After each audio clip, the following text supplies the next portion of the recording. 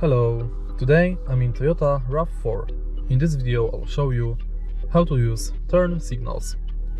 In the beginning, look at the left side of the steering wheel, and right here we've got this lever. If you want to signal that you are turning left, simply pull this lever downwards.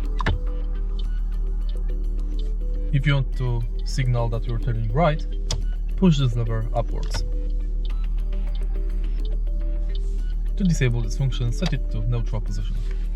If you find this video helpful, please leave a like, comment and subscribe.